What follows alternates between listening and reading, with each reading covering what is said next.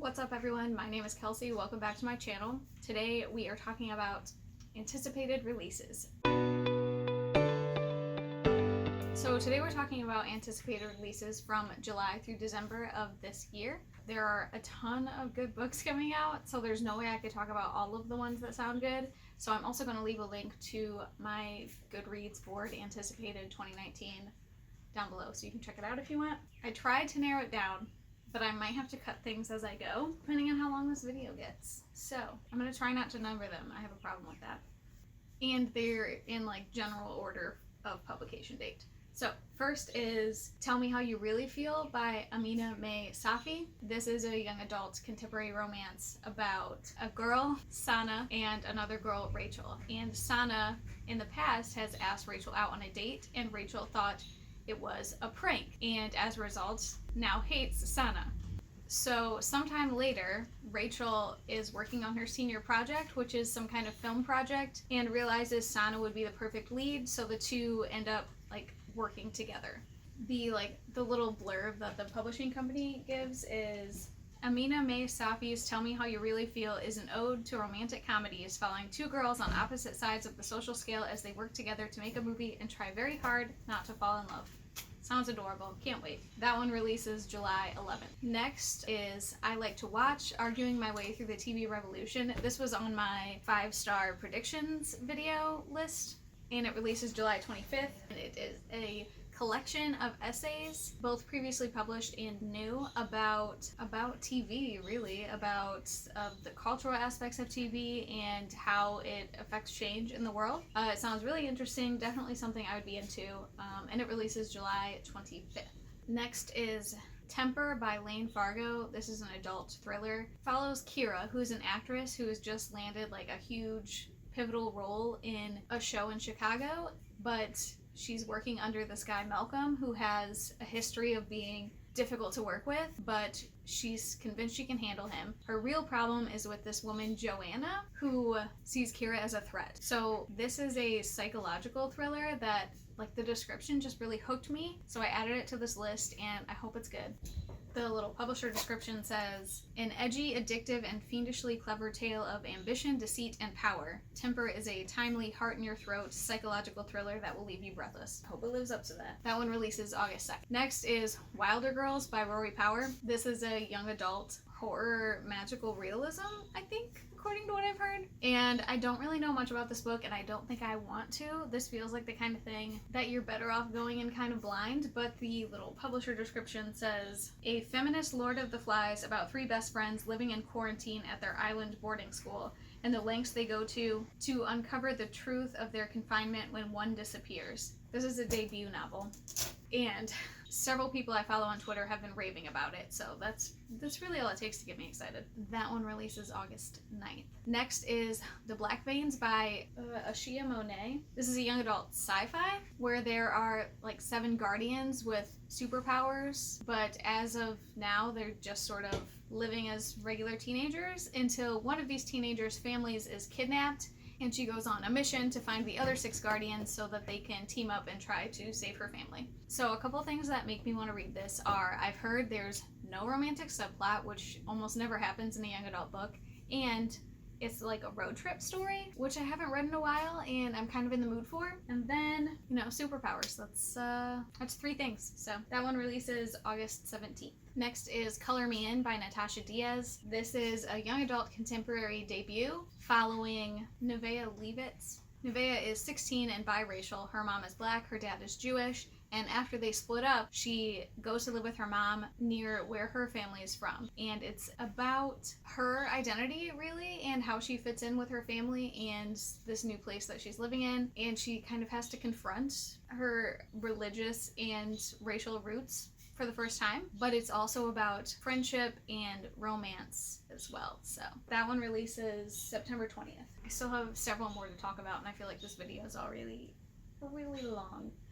So next is A Song for a New Day by Sarah Pinsker. This is an adult speculative fiction / literary fiction in the near future where, because of medical reasons, the government has outlawed public gatherings of any kind, including concerts. So it follows I think there are two main characters, but the one main character in the synopsis is Luce, who is a musician, and after the government bans these concerts, she puts on illegal concerts so that she continues to do what she loves. There's also a romance in this book, and I've heard that it's female-female, so that one releases October 3rd.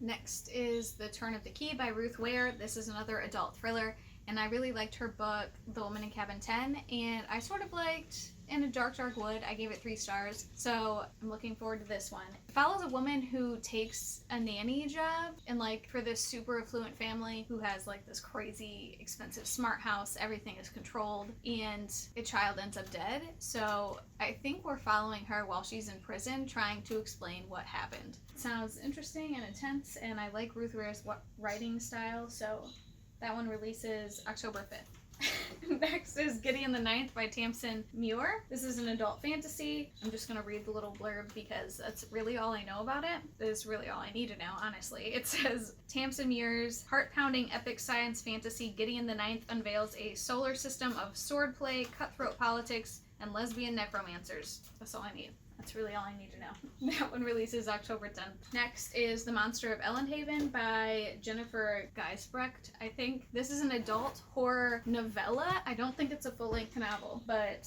it's like a dark fantasy. It says, a dark fantasy about murder, a monster, and the magician who loves both. And because it's a novella, I don't really want to know a lot of information since it's going to be short, but that one releases October 24th. Ooh, just in time for Halloween. Okay, next is Crier's War by Nina Varela. This is a young adult fantasy debut. So this is set in a world where I don't know if they're robots or if it's like some sort of Frankenstein shit, but beings have been made to be like entertainment for royalty, but the made beings rose up and overthrew the humans. So we follow Ayla, who is a human servant, as she's like rising up through the ranks of the kingdom, and Crier, who is a maid being, and it's like a forbidden love story between the two because Crier is betrothed to this dude from another kingdom. So that one releases November 1st. Hey, so editing Kelsey here because I somehow forgot to mention my other most anticipated release of the year. Like, I've been entering giveaways for this book like it's my fucking job. So I literally don't understand how I forgot to put it on this list. But it is Tarnished Are the Stars by Rosie Thor. And this is a young adult science fiction fantasy. I think sci-fi, really. But it follows 3 main characters. First main character, Anna, has a clockwork heart, which is illegal. So she goes by the name The Technician to supply black market parts for people like her. And then we follow Nathaniel, whose dad is the commissioner, creating all these horrific tyrannical laws. And he sets out to find the technician and put her out of business in order to earn his father's respect, but maybe figures out that his father doesn't deserve it. And then our third character comes along, who is a spy and an assassin. Don't know much about her from the description.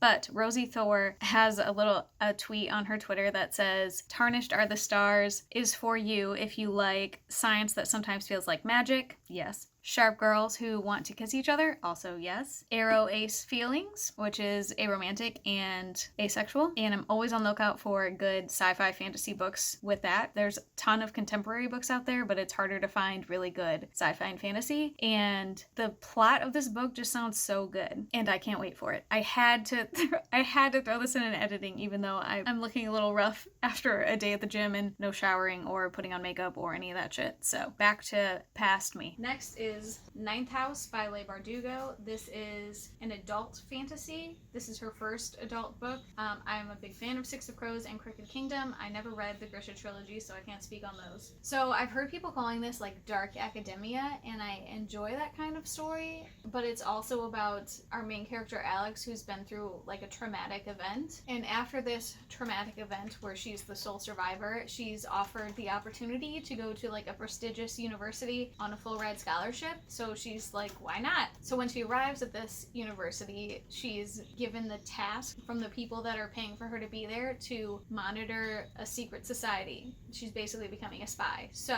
this sounds super fascinating. Like, dark, very dark, way darker than her young adult stuff. So I'm interested to see how it goes. But that one releases November 4th. Next, arguably one of my most anticipated reads of the entire year, Call Down the Hawk by Maggie Stiefvater, which is the first book in the Dreamer trilogy and a follow-up to the Raven Cycle quartet, but Maggie has said it's standalone, so you don't have to read the Raven Cycle in order to understand the Dreamer trilogy. It's young adult magical realism, and it follows one of the main characters from the Raven Cycle, Ronan, and several new characters, including Jordan Hennessy, who's described as a thief, and Carmen Farouk Lane, who is a hunter. I assume a hunter of dreamers. The publisher released the 8-chapter sampler online, so if you're interested, you can check out the first 8 chapters. It is just so good. One of my favorite characters from the Raven Cycle is Adam Parrish, and he is in these books as well, and I just love him so much, and I'm so glad I get to keep reading about them. I'm also worried though, because sometimes authors should just stop, you know? JK. But I have faith in Maggie that she won't fuck it up, please. That one releases November 5th. Only 2 more. Next is The Library of the Unwritten by A.J. Hackworth, which is an adult fantasy. I am not going to do any better at summarizing this than they did, so I'm just going to read it. So, this is in the first book in a brilliant new fantasy series. Books that aren't finished by their authors reside in the Library of the Unwritten in Hell, and it is up to the librarian to track down any restless characters who emerge from those unfinished stories. Many years ago, Claire was named head librarian of the Unwritten Wing, a neutral space in Hell where all stories unfinished by their authors reside. Her job consists of mainly preparing and organizing books, but also keeping an eye on restless stories that risk materializing as characters and escaping the library. When a hero escapes from his book and goes in search of his author, Claire must track and capture him with the help of former muse and current assistant Brevity and nervous demon courier Leto. Like, what? That sounds so good. So good. I can't wait for that. That one releases December 31st. And another December 31st release is Cemetery Boys by Aidan Thomas. This is a young adult magical realism fantasy. It's an Own Voices story about Yadriel, a trans boy who is part of a Latinx community of brujos, which are witches, and he's trying to prove himself as a true brujo because he's trans. And the story centers around Dia de los Muertos, when Yadriel tries to awaken the spirit of his cousin, but accidentally awakens the spirit of Julian, who was murdered and is very angry about it and wants to know why, and tries to convince Yadriel to help him. That's another one that releases December 31st. Okay, so those are my narrowed down list of anticipated releases for the last half of the year. I'll leave the full list from my Goodreads link down below. If you have any anticipated releases for the last half of the year, please let me know in the comments. I'd love to add them to my list. You know, like it's not long enough already. I post book-related videos every Wednesday, so if you want to see more, subscribe. If you like this video, hit like. If you want to keep talking, you can find me on Twitter at Kelsey Reads or Goodreads at Kelsey Lynn Reads. Otherwise, I'll see you next week.